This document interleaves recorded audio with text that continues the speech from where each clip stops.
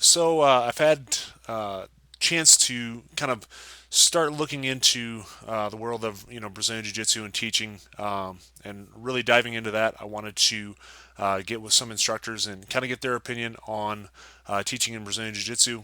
We've done kind of a random search, and the one that came up was going to be Brad Wolfson, and we have him on the line today. And I just wanted to talk to you real quick about your thoughts on Brazilian Jiu-Jitsu. But before that, introduce yourself if you would, and kind of give a quick background if you would.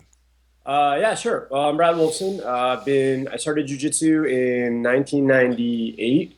Um, Here in Connecticut, there wasn't much going on at that point. My first teacher was a blue belt from the Gracie Academy, and we had three classes a week, and had some buddies that had started, and I just kind of got roped into going to class with them one day. I wasn't thinking it was something that I was gonna, really want to do, but I went and checked it out, and here I am all these years later, kind of still doing it. I got my black belt under Marcio Stambowski, who's a black belt under Holes Gracie, one of the famous five. He's kind of one of the original guys from Holes before he died. So been pretty amazing. I've been training with him for almost 10 years now, and man, the guy's amazing. Just a ton of knowledge. So I've learned a lot from him on not only technique, but also how to teach and kind of how to run an academy and stuff like that. So that's pretty much it. I run an academy here in Central Connecticut, New Haven area called Soulcraft Martial Arts, and yeah, it's my full time gig. Just teaching at 7 days a week now, just about. So Wow, that's awesome. yeah. Um, and wanted to see. First thing is curriculum. Do you have one? And if so, like, how did you structure that? Yeah, so we definitely we do have a curriculum for all our programs. For the adult classes for Brazilian Jiu Jitsu, it's really just it's on a rotating, basically a monthly cycle. So we tend to go through one focus for either a month or 6 weeks, depending on what we're working on. But most of the time, it's like 4 to 6 week range, and we tend to work on kind of the kind of core technique and then build off of that technique. So there's always that foundation with what we're doing over and over again over the course of those weeks. And then as we sort of flow into the next unit of our curriculum or the next positional area or submission area or whatever we're going to talk about, I try really hard to sort of keep the transition from where we just came from. So it's all sort of kind of coming together as a sort of a puzzle, and there's pieces of it, but it's also sort of a bigger picture that students can kind of start to get. For sure. It's weird. Like you start looking at teaching theory, and they say, okay, it should be more randomized than it is.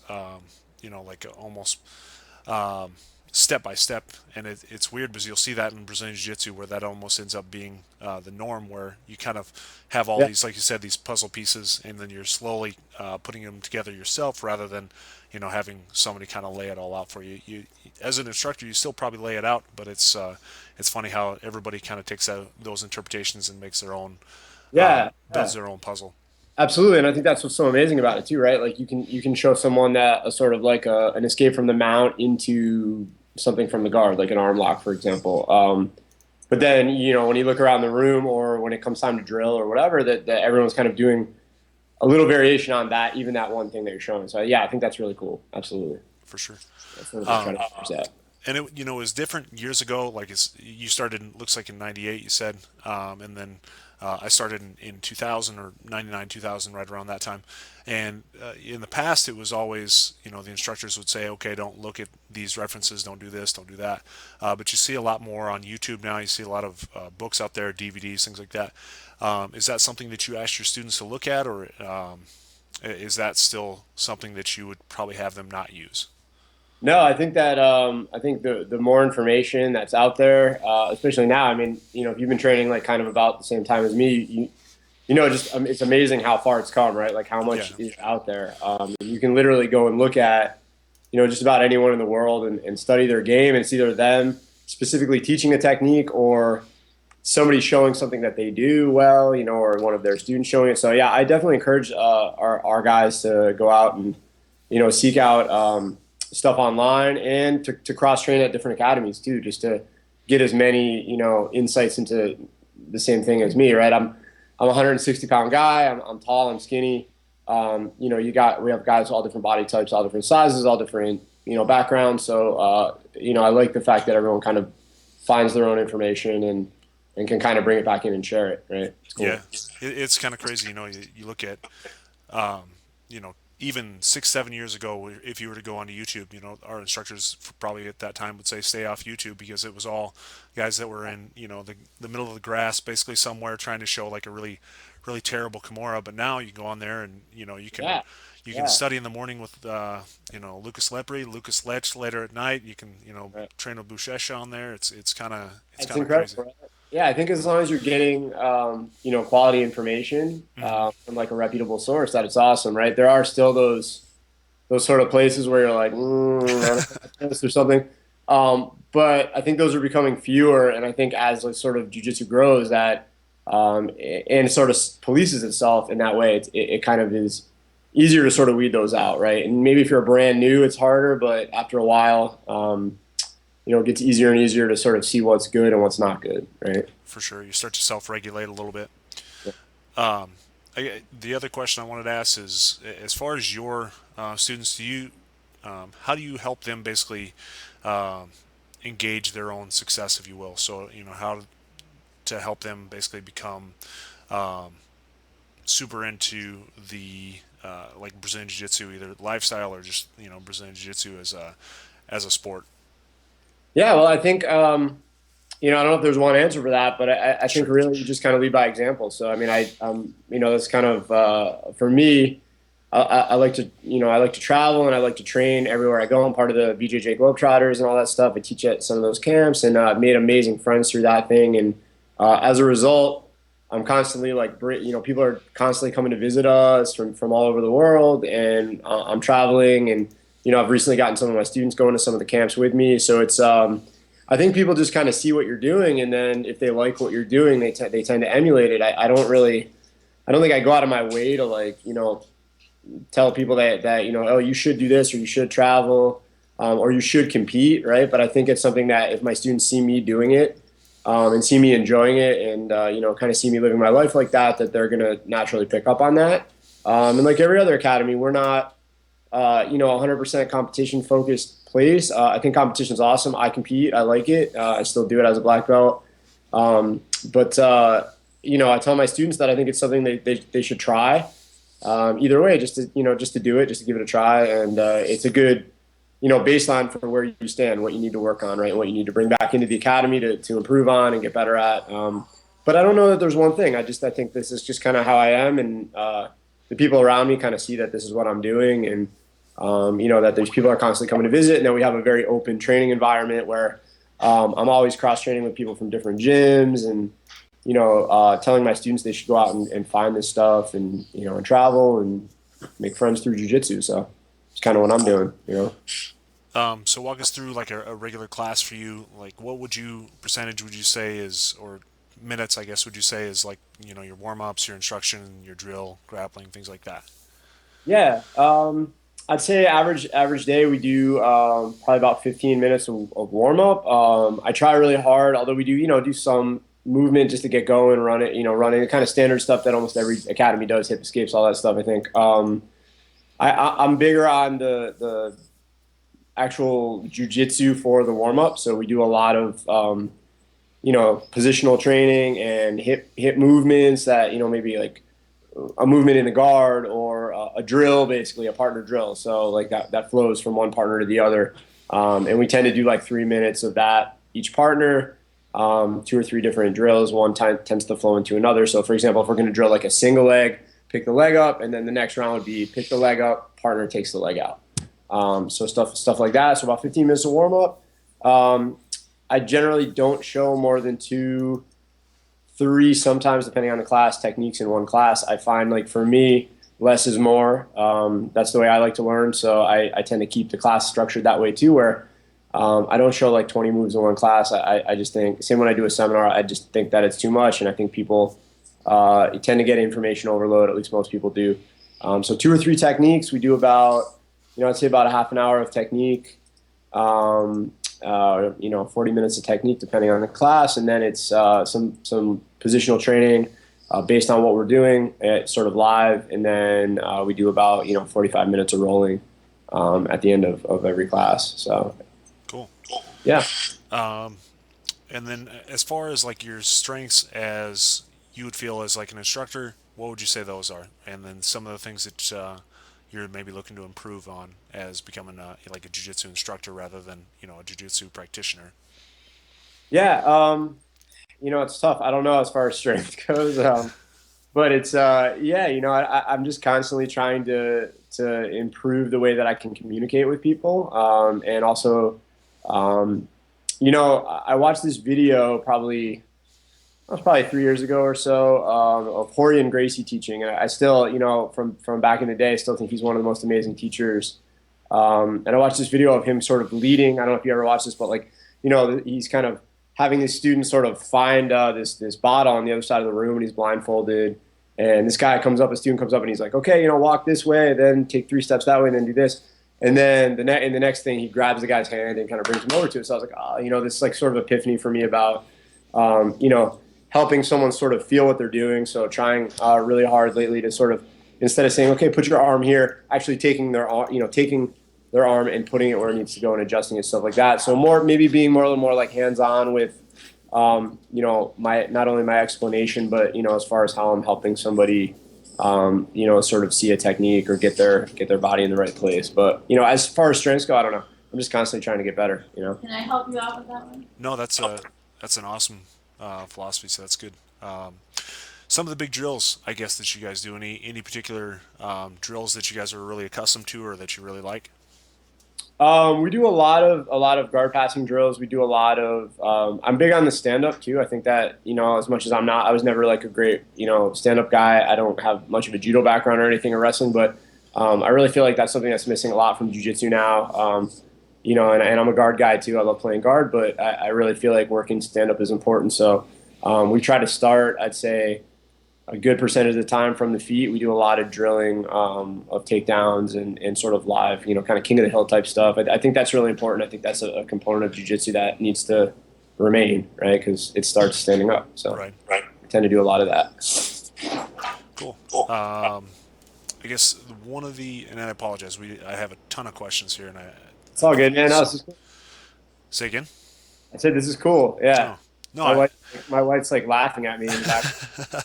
it's funny. I have this one, and then I have to do. There you go. I have to do the Reddit.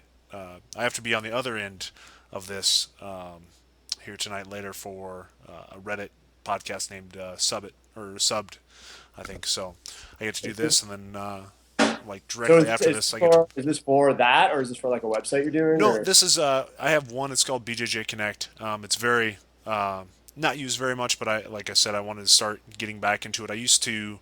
Um, do.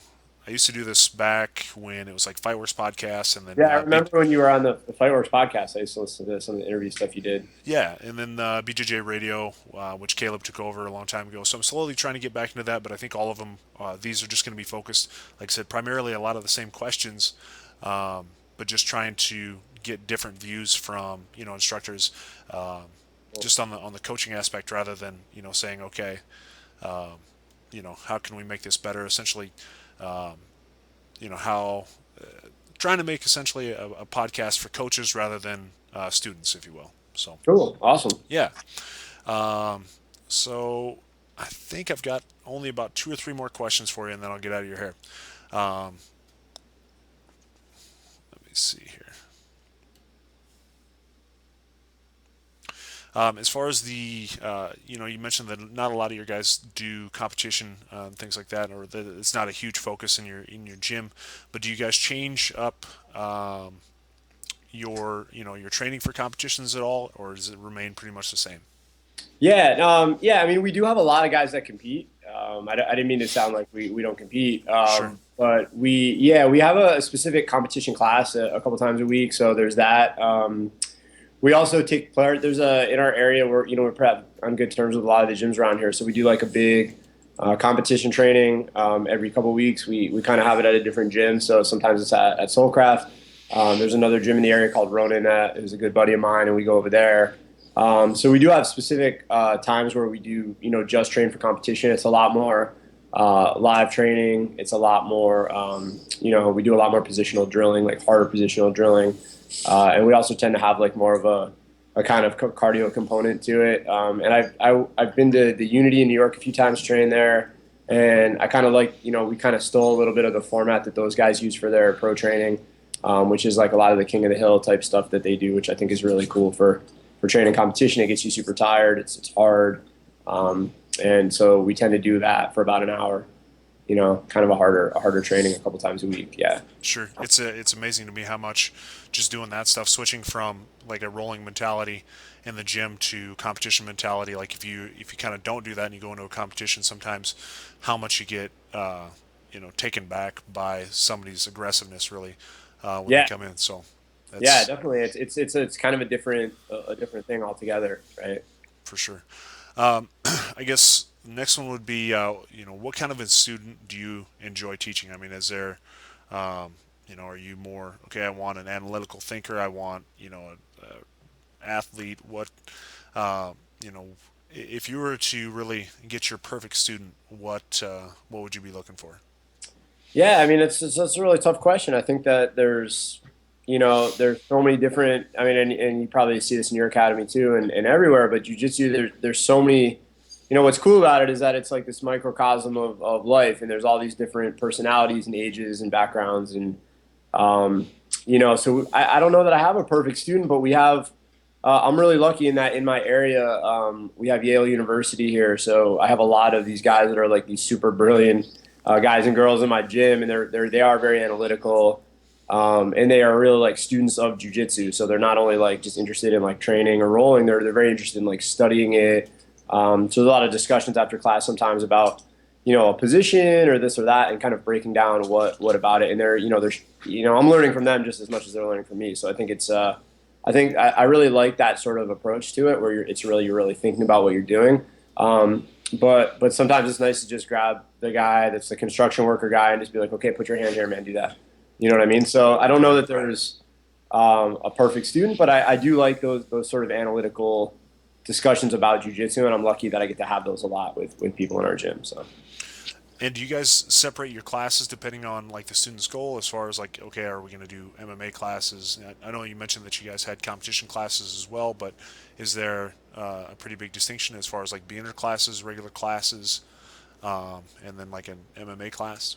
Yeah, we do have some guys fighting MMA too, and we do have specific nights where those guys come in and more like spar MMA. That's kind of separate from the regular just jujitsu gi or no gi classes. And we also have fundamentals classes. So we do try to keep some classes that don't have any sparring in them. They're just positional drilling and basic foundational techniques, which is obviously you got to have good basics, good foundation. So yeah, I do tend to keep things separate like that.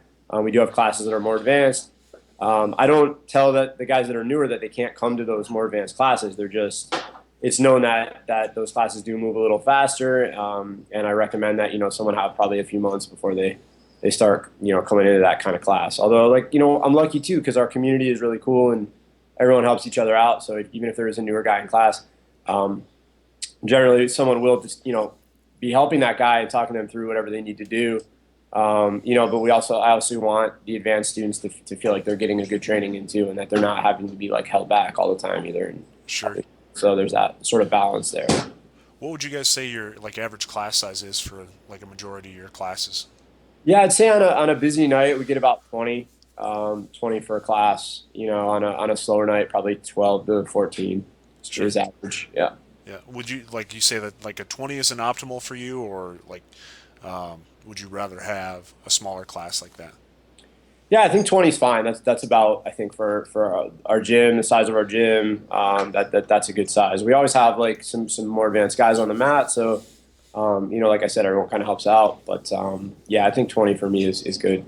Cool. There's good energy in the room. There's a good variety of people to roll with. But it's not like unmanageable where you're teaching a class for like 300 people or something. So. Right.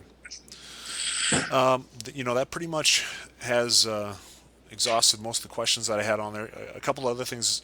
What would you new guy comes in, what do you suggest for them to either check out as far as like a resource, or what do you say to them when they first come in and they're kind of ready to go with Brazilian Jiu-Jitsu, but also at the same time, you want to give them a little bit of feedback or knowledge in order to help them progress. Yeah, I mean, as far as resources go online, I think BJJ library is amazing. Because there's a lot of great, not only more advanced stuff on there, and I think Salo and Sanji are some of the best teachers, like period. I've had been lucky enough to train with them a couple times over the years, and I just think from a teaching standpoint, they're amazing. And I also think that there's a lot of great, fundamentals resources on their site. Obviously, the Gracie Academy puts out good stuff. I know people have a lot of mixed feelings about some of the stuff they do, but from an instructional standpoint, I think they're amazing instructors, and the quality of their stuff is really high.